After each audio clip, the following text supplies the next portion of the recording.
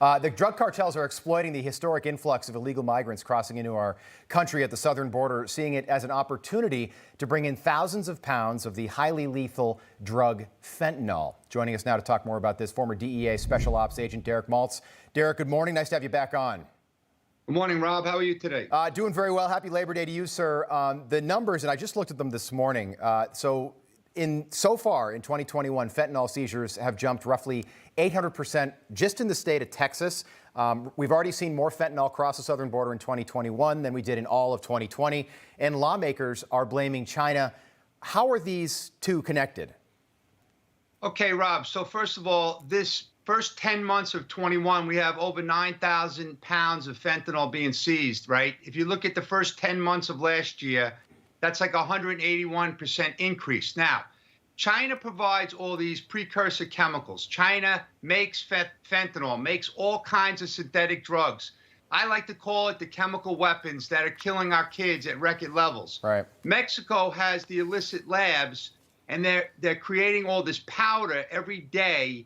They're mixing the fentanyl in cocaine, meth, heroin, and of course, they're making the fake counterfeit pills, right? That's why we're seeing so many deaths, because kids in our country, young Americans, are taking substances. They have no idea that it's poisonous fentanyl, and they're dying instantly. Unfortunately, the White House and the politicians, the mainstream media doesn't even want to talk about it. We need a very aggressive public information campaign. And I really appreciate Newsmax covering this topic very closely, because it's something we've never seen in the history of our country, Rob. It's a chemical weapons attack. Just ask the parents all around America. We've never seen this amount of kids dying. And the Chinese are doing this deliberately to kill Americans. What can the Border Patrol, what can we do right now to try and stop some of the flow of drugs that are crossing over our southern border, particularly in Texas illegally? Well, first of all, not only does the Border Patrol and CBP officials do such a great job of seizing the drugs, right? They do an amazing job at reporting the drug seizures. If you go to their website, you'll see everything there. Unfortunately, under this administration, it gets delayed every month. It's not timely. But the bottom line is they're doing a great job. The problem is, Rob, they're spending way too much time on migrant care as opposed to the border security, right?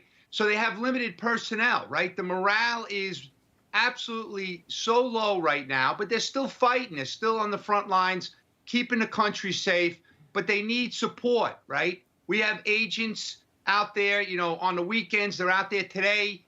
They're doing the best they can, but they're overwhelmed with people, drugs, and of course you have the weapons and the cash going southbound. We had 212,000 illegal crossings last month. Those are the ones that we know about. Doesn't include gotaways or people that we simply don't know that crossed the massive southern border.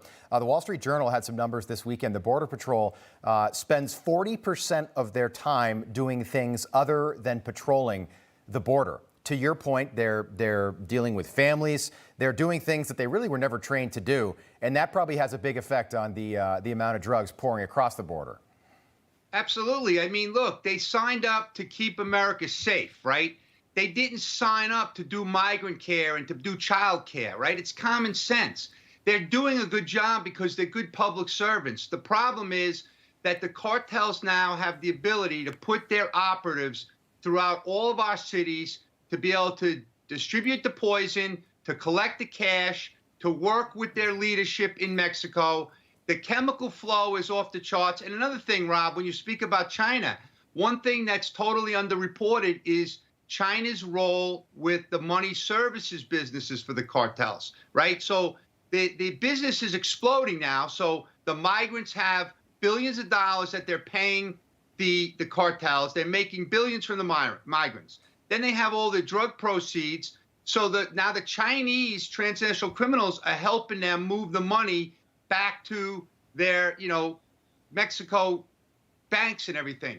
They're trying to build up their billion-dollar enterprise, and that's what they're doing. And I don't think most people, myself included, were really aware of the Chinese connection to the drugs at our southern border, but they are doing this deliberately to kill Americans.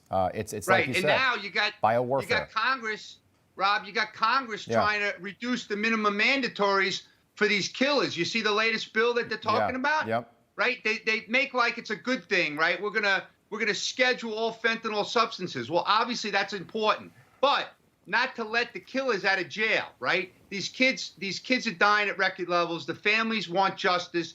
They're looking for some awareness. Last week, I spent a day at the Chinese embassy in Washington, D.C.